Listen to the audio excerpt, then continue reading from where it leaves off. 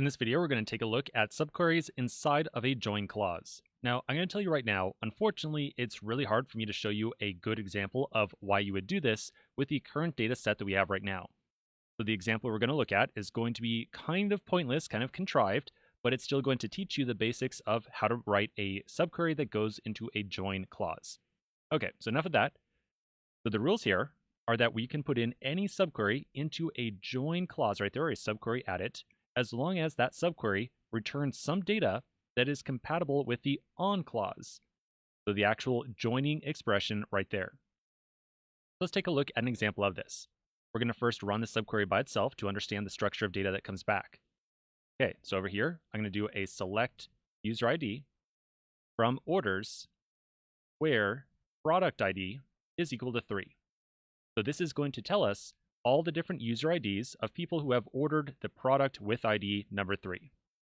If we run it, these are going to be the users who ordered that product. Now in theory, we could use that as a source of data and join it into our users table to find the first name of all the different people who ordered that product. If we think about this in a diagram format, we're essentially saying from the orders table, find us only the orders related to product ID of 3. So that'd be this row right here. That means that we would forget all the other rows, or essentially just dump them. We're then going to use the remaining data right here as the source of data for a join with users. We are joining these two tables together by finding where ID on users is equal to the user ID of orders. In this case, in this diagram, user ID of 5 would match up with that user right there. We can really imagine that we would kind of take this entire row and throw it right there. And then we end up with our join table. We are making use of an inner join here. So for any rows where there is no match, they would all get dumped. So all those other rows get dumped, and we're left with just what you see right here. Now we could select first name, which would give us Michaela out of all this.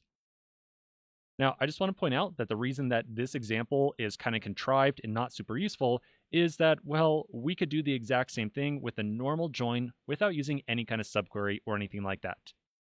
So again, not super useful, but I just want you to understand the mechanics of using a subquery in a join. Okay, so let's go write out the full query now. So back over here, I'm going to select first name from users. We're going to join in some data that is going to come from the result of a subquery.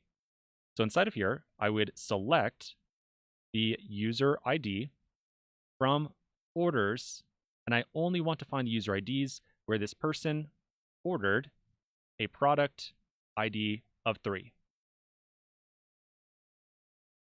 There we go. Now, very much like our subqueries inside of a from clause, we do have to provide an alias for the result of the subquery inside of a join clause.